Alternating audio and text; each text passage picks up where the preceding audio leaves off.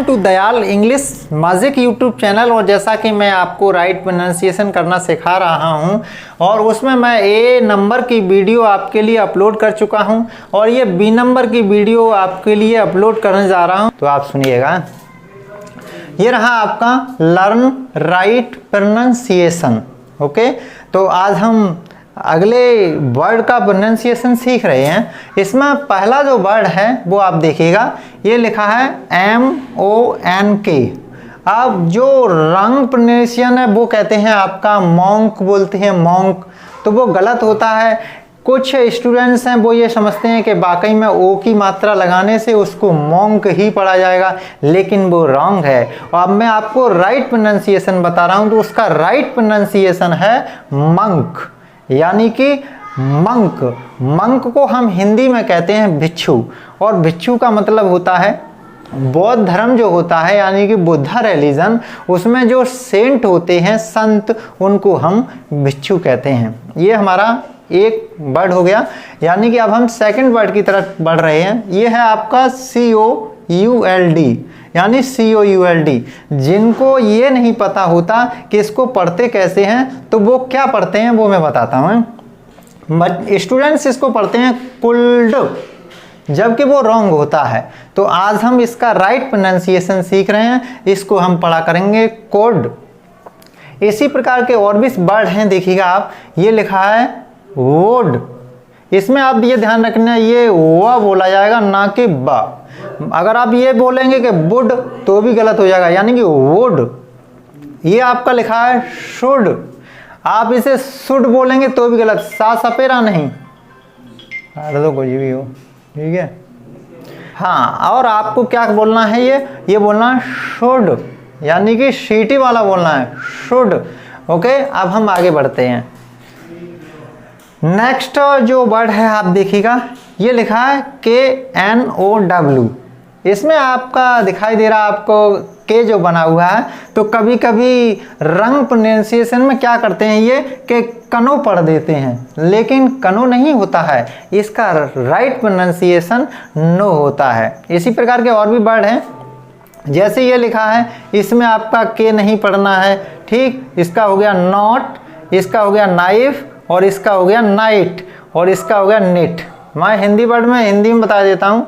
ये नॉट गांठ होती है, ये नाइफ चाकू होता है, ये नाइट शूरवीर होता है, यानी कि योद्धा, और ये होता है नेट, यानी कि बुनना। अब नेक्स्ट वर्ड की ओर चलते हैं।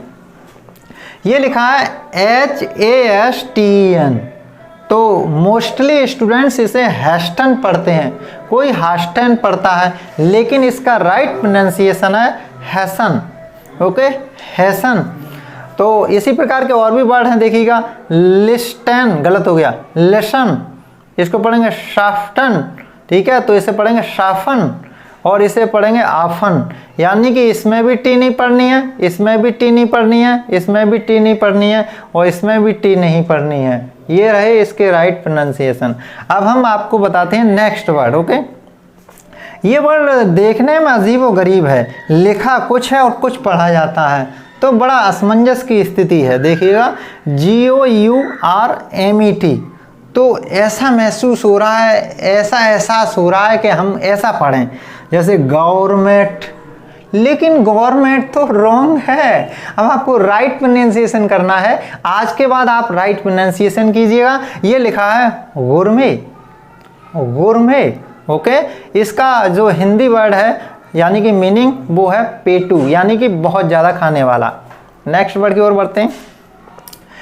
MORTGAGE, तो ये आपका वैसे मोस्टली कैसे पढ़ेंगे, मॉर्टगेज, लेकिन वो तो रॉन्ग हो गया, तो हमको राइट प्रोनाउंसिएशन करना है, तो ये हमारा रहेगा मार्गेज, मार्गेज। ओके, इसकी जो हिंदी अर्थ है वो है आपका गिरवी रखना, गिरवी रखना। ओके, अब हम क्या करते हैं, नेक्स्ट वर्ड की ओर चलते हैं। WHISTLE, ओके, WHISTLE, ये लिखा है। तो अब हम क्या करेंगे, इसे पढ़ने के लिए हमको इसे, ये कोई पढ़ेगा विस्टल, तो गलत हो गया, तो हमें राइट सीखना है। राइट होता है विसल, विसल, इसका मतलब होता है सीटी मारना। सीटी बजाना भी होता है। अब हम इसी प्रकार का एक और वर्ड पढ़ते हैं, इसमें भी नहीं आपको ये प्रोनाउंसिएशन करना है, यानी कि ये आपको टी नहीं प्रोनाउंस करना है, इसको पढ़ना है कासल, और कासल माने होता है किला। Okay, next word AISLE, AISLE। इसमें आपका ये जो आपका लिखा हुआ है, यानी कि जो एस बना है, इसका हम प्रोनाउंसिएशन नहीं करेंगे, इसको छोड़ देंगे, तो इसको पढ़ेंगे आयल, आयल। ओके, इसका मतलब होता है गलियारा। नेक्स्ट वर्ड की तरफ चलते हैं, APROPOS। ओके, अब ये स्पेलिंग ये लिखी हुई है, अब वैसे रंग में हम पढ़ेंगे तो क्या पढ़ेंगे, एप्रोपोस, तो ये रंग है। अब हमको राइट करना है तो एप्रीपो, एप्रीपो। ओके, इसका मतलब होता है संदर्भित।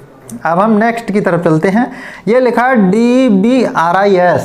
अगर हम रॉन्ग पढ़ना है तो फिर पढ़ेंगे डेब्रिस, तो वो रॉन्ग हो गया। अब हमें राइट पढ़ना है तो पढ़ेंगे डबरी, डबरी यानी कि मलबा, यानी कि जब ढेर बन जाता है कूड़े कटकट का और वहाँ पर यानी कि गीला हो जाता है मलबा, उसे कहते हैं। ओके, अब हम नेक्स्ट वर्ड की ओर, ये रहा ISLE।